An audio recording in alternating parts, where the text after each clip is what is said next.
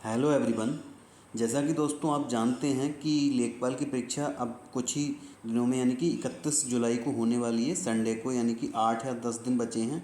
तो अब क्या है, इसमें सबसे ज़्यादा दिक्कत कहाँ पर आ रही है आपको? ग्रामीण परिवेश में सबसे ज़्यादा दिक्कत आ रही है। तो उसी को मद्देनज़र रखते हुए हम अपने चैनल पर 10 प्रैक्टिस सेट कराएंगे इन 10 दिनों में। जो लास्ट में बचे हैं, 8 या 9 दिन बचे हैं, तो हम 10 कराएंगे, यानी कि 250 प्रश्न कराएंगे, और जो कि बहुत ही ज़्यादा महत्वपूर्ण प्रश्न होंगे। तो आप ये 10 की 10 वीडियो ज़रूर देखें। आज ये पहली वीडियो है, तो वीडियो के अंत तक बने रहिए। और पूरे के पूरे 25 क्वेश्चन हैं, और वीडियो के अंत में ये भी बताएं कि टोटल आप कितने प्रश्न इसमें से कर पा रहे हैं आउट ऑफ 25। ठीक है, तो वीडियो शुरू करते हैं। तो आज का जो पहला प्रश्न है वो है, ग्रामीण समाज से संबंधित निम्न कथनों में से सही को चिन्हित कीजिए। तो पहला क्या है? शिक्षा का स्तर। शिक्षक का स्तर विस्तृत होता है, तो शिक्षा का स्तर विस्तृत नहीं होता है, सब जानते हैं। एक सामाजिक कार्य वर्ग से दूसरे सामाजिक कार्य वर्ग में निरंतर बदलाव होता नहीं होता, क्योंकि यहाँ पे क्या होता है, जो कार्य होता है वो केवल कृषि होता है या पशुपालन होता है, तो उसमें बदलाव नहीं होता, कृषि ही रहता है। अब क्या है, एक स्थान से दूसरे का स्थान का निरंतर स्थानांतरण होता है। जैसे कि अब यहाँ पे शहर में क्या होता है कि रोज़ाना ऑफिस जाते हैं, अपना काम करते हैं, लेकिन यहाँ पे ऐसा नहीं होता है। अपने खेतों में या फिर घर पे गांव से बाहर बहुत ही कम जाते हैं, तो ये स्थानांतरण नहीं हो पाता। तो क्या है, इसमें जो सही आंसर हो जाएगा वो कौन सा हो जाएगा आपका? एक सामाजिक समूह या वर्ग से निरंतर बदलाव नहीं होता है। ठीक है, अगले प्रश्न की ओर चलते हैं। तो अगला प्रश्न क्या है? निम्नलिखित में से किससे नगरीकरण की प्रक्रिया जुड़ी हुई है? तो किससे जुड़ी हुई है? ग्रामीण क्षेत्र से नगरीय क्षेत्रों की जनसंख्या का स्थानांतरण। जैसा कि आप सभी जानते हैं कि आजकल जो स्थानांतरण हो रहा है वो ग्रामीण जनसंख्या का कहाँ पर हो रहा है?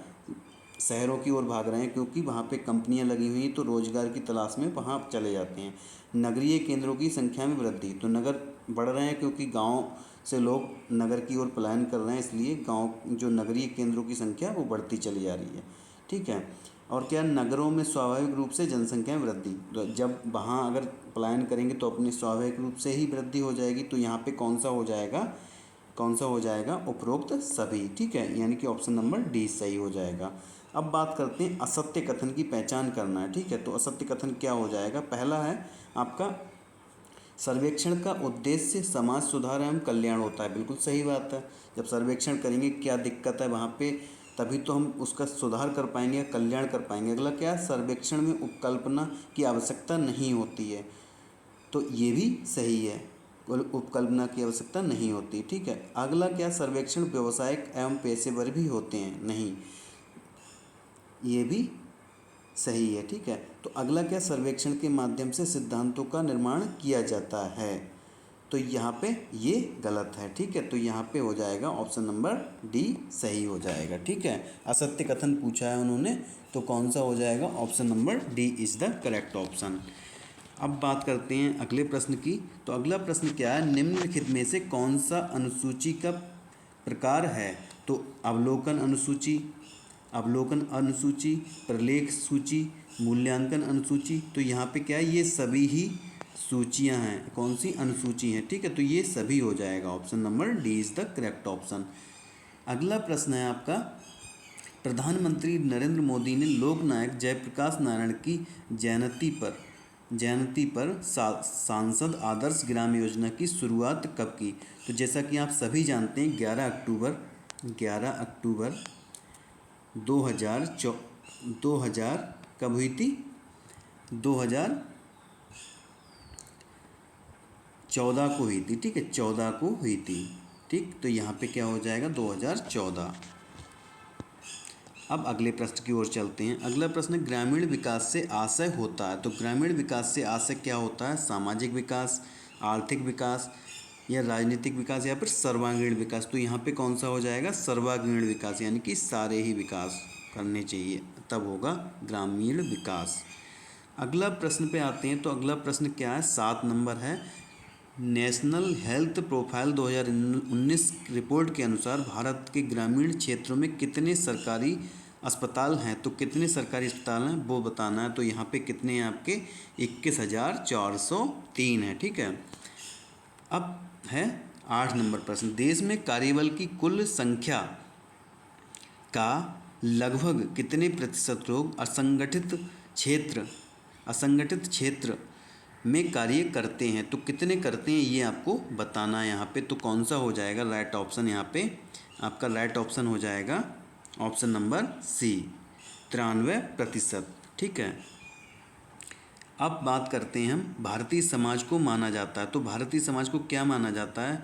जैसा कि आप सभी जानते हैं हमारा जो देश है वो क्या है? कृषि प्रधान देश है। ठीक है। तो जो समाज है वो कैसा होगा? यानी कि आपका हो जाएगा कृषक समाज हो जाएगा। ठीक है। और अगर गांव की बात, भारतीय गांव की अगर बात की जाए तो कौन सा हो जाएगा? कृषक एवं जनजाति हो जाएगा। कृषक एवं जनजातीय। ठीक है। कृषक एवं जनजातीय। अगर ग्रामीण की बात की, गांव की बात की जाए, भारतीय गांव की बात की जाए तो हो जाएगा आपका कृषि और जनजातीय, कृषक और जनजातीय हो जाएगा। ठीक है। अब आगे चलते हैं। 10 नंबर प्रश्न, भारत के किस राज्य में अनुसूचित जनजातियों की संख्या सर्वाधिक है? तो भारत में किस राज्य में अनुसूचित जनजातियों की संख्या सर्वाधिक है? जनजातियों की संख्या सर्वाधिक है। तो कौन सा हो जाएगा आपका? मध्य प्रदेश हो जाएगा। Option number A is the correct option. ठीक है, मध्य प्रदेश। अगर हम बात करें उत्तर प्रदेश की, तो उत्तर प्रदेश में जो सबसे ज़्यादा जनसंख्या है अनुसूचित जनजाति की, तो वो कहाँ पर है? सोनभद्र के अंदर। और अगर हम एससी की बात करें, यानी कि अनुसूचित जाति की बात करें, संख्या की अगर बात करेंगे तो क्या लगा देंगे आप? सीतापुर। ठीक है, सीतापुर। और अगर बात की जाए आपके परसेंटेज के अकॉर्डिंग तो कौन सा हो जाएगा आपका? कौशाम्बी हो जाएगा। बात कर रहे हैं हम एससी की। ठीक है, ये हो जाएगा। ठीक, ये है। और अगर आप और वीडियो देखना चाहते हैं तो प्लेलिस्ट में जाकर देख सकते हैं, वीडियो लेखपाल की उपलब्ध हैं, वहाँ पर जाकर देख सकते हैं। अगले प्रश्न की ओर चलते हैं। देश में स्थापित कृषि उद्योग निगम के मुख्य कार्य क्या हैं? तो क्या है? कृषि उपकरणों की आपूर्ति करना, एकदम सही है। अगला अनाज प्रसंस्करण, ये भी सही। भंडारण करना, ये भी सही। तो कहाँ क्या हो जाएगा? उपरोक्त सभी सही हो जाएगा। ठीक। 12 नंबर प्रश्न है, हरित क्रांति के पश्चात भारतीय कृषि में क्या सुधार हुआ? तो क्या सुधार हुआ? प्रति हेक्टेयर उत्पादकता बढ़ी, बिल्कुल सही बात है, उत्पादकता बढ़ी थी। ठीक है। व्यवसायिक कृषि को बढ़ावा मिला, बिल्कुल सही बात है। खाद्यान्नों पर आत्मनिर्भरता हो गई, तो उपरोक्त सभी हो जाएगा यहाँ पे। ठीक। अगला है, निम्नलिखित में से कौन सा भूमि सुधार से संबंधित है? तो कौन सा भूमि सुधार से संबंधित है ये आपको बताना है। तो कौन सा हो जाएगा यहाँ पे? भूदान हो जाएगा, भूदान आंदोलन हो जाएगा। अब यहाँ पे आप, ये वाला प्रश्न थोड़ा ब्लर हो गया तो इसे नहीं कराते हैं हम, अगले जो क्लास आएगी उसमें हम देख लेंगे इसे। अगला, प्रत्येक गांव की सारी जानकारी का मानचित्र होता है, तो कहाँ होता है, किसके पास होता है, ये आपको बताना है। तो क्या होता है? पटवारी के पास होता है। अगर उत्तर प्रदेश की हम बात करें तो पटवारी को क्या कहते हैं? लेखपाल कहते हैं, जिसकी आप तैयारी कर रहे हैं। ठीक है, लेखपाल, लेखपाल। ठीक। अब बात करते हैं 16 नंबर प्रश्न की। तो उत्तर प्रदेश में भू क्षेत्रफल मापन की सबसे छोटी इकाई कौन सी है? तो सबसे छोटी इकाई कौन सी है? आपकी हो जाएगी यहाँ पे एकड़। इनके अकॉर्डिंग बताना, जो अभी प्रश्न जो ऑप्शन दिए हैं उनके अकॉर्डिंग बताना है। ठीक है। तो इसमें क्या हो जाएगा? एकड़, एकड़ नहीं होगी, बीघा, बिस्वा। और बिस्वा का 20वां भाग क्या होता है? बिस्वांशी। ठीक है। और बीघा का 20वां भाग होता है बिस्वा। ठीक है, ये होता है। और 1 एकड़ में कितना होता है? 1.6 बीघा होता है। अब प्रश्न आता है कि 5 एकड़ में कितना बीघा होता है? तो 5 एकड़ में कितना हो जाएगा? अगर यहाँ पे मल्टीप्लाई कर देंगे तो कितना हो जाएगा? 8 बीघा हो जाएगा। यानी कि ये पक्के बीघे की बात की जा रही है। ठीक है। अगला है, शाहजहानी जरीब की कुल लंबाई कितनी होती है? तो शाहजहानी जरीब की लंबाई कितनी होती है ये बताना है आपको। तो ये कितनी हो जाएगी? 165 फीट हो जाएगी। ठीक। अगला, अगले प्रश्न की ओर चलते हैं। तो अगला प्रश्न क्या है? पंचायती राज के कार्य क्षेत्र में नहीं आता है। तो पंचायती क्षेत्र के कार्य क्षेत्र में कौन सा नहीं आता है? जैसा कि आप प्रश्न देख के ही समझ गए होंगे कौन सा नहीं आता है। ग्रामीण सड़कें आती हैं, ग्रामीण उद्योग भी आता है, कृषि उत्पादन भी आता है, लेकिन अग्निशमन नहीं आता। तो यहाँ पे क्या हो जाएगा? अग्निशमन एकदम सही ऑप्शन हो जाएगा। अगले प्रश्न की बात करते हैं। तो अगला प्रश्न क्या है? पंचायती राज व्यवस्था सर्वप्रथम कहाँ और कब लागू की गई थी? तो आप जैसे सभी जानते हैं, जैसे राजस्थान के नागौर ज़िले में सबसे पहले की गई थी, जो कि की गई थी आपकी यानी ऑप्शन हो जाएगा बी एकदम करेक्ट ऑप्शन। 1959 राजस्थान, अक्टूबर 1959, अगर 2 अक्टूबर की, ठीक है, अगर तारीख की बात की जाए तो। अब अगले प्रश्न की ओर चलते हैं। तो अगला प्रश्न है 20 नंबर प्रश्न, ठीक है। तो 20 नंबर प्रश्न क्या है, उत्तर प्रदेश के अर्थ एवं संख्या विभाग द्वारा जारी आंकड़ों के अनुसार वर्ष 2018-19 में राज्य की प्रति व्यक्ति आय कितनी पाई गई है।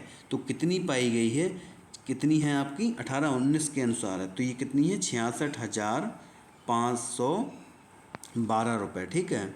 अगला, निम्नलिखित में से कौन सा उत्तर प्रदेश का पारंपरिक उद्योग है। तो पारंपरिक उद्योग कौन सा है, तो कौन सा हो जाएगा, चीनी उद्योग, सूती कपड़ा उद्योग और सीमेंट उद्योग, ये पारंपरिक उद्योग, ये सभी हो जाएगा। अगर मुख्य जो उद्योग की बात की जाए तो कौन सा हो जाएगा, चीनी उद्योग हो जाएगा, ठीक है, मुख्य की अगर बात की जाती है तो। अगला है, निम्नलिखित में से कौन सी अनुसूचित जनजाति बिजनौर जिले में निवास करती है। तो आप सभी जानते हैं इसके कौन सा हो जाएगा, बुक्सा हो जाएगा, ठीक है, बुक्सा हो जाएगा यहाँ पे, ठीक है। अगला है, ब्रिटिश शासन में कृषि विभाग की स्थापना कब की गई थी। जो ब्रिटिश शासन था उसमें कृषि विभाग की स्थापना कब की गई थी, तो ये कौन सा हो जाएगा, 1875 यानी कि 1875 में। बाराबंकी किस खेती के लिए प्रसिद्ध है। तो किस खेती के लिए प्रसिद्ध है आपका, ये हो जाएगा आपका अफीम के लिए हो जाएगा, ठीक है, अफीम हो जाएगा यहाँ पे। आम की अगर बात की जाए तो लखनऊ से आप रिलेट कर सकते हैं, मलिहाबाद अगर आए तो मलिहाबाद, वरना लखनऊ लगा सकते हैं। अगला है, उत्तर प्रदेश कृषि निर्यात नीति 2019 का मुख्य उद्देश्य क्या है। तो मुख्य उद्देश्य क्या है ये आपको बताना है। तो ये यहाँ पे कौन सा हो जाए, किसानों की आय में वृद्धि, ये तो होगा ही मुख्य उद्देश्य। अगला, कृषि क्षेत्र में निर्यात को बढ़ावा देना, ये तो निर्यात से है ही रिलेटेड। अगला, अंतर्राष्ट्रीय बाजार का आकलन करना, तो यहाँ पे कौन सा हो जाएगा, उपरोक्त सभी। अब दोस्तों अगर वीडियो पसंद आई हो तो लाइक करें, और वीडियो पर नए हैं तो, अगर चैनल पर नए हैं तो सब्सक्राइब कर लें, और ये भी बताएं कि कमेंट में कि आपने 25 प्रश्न में कितने सही प्रश्न आप कर पा रहे हैं। तो वीडियो कैसी लगी कमेंट में ज़रूर बताएं। थैंक यू दोस्तों, जय हिंद।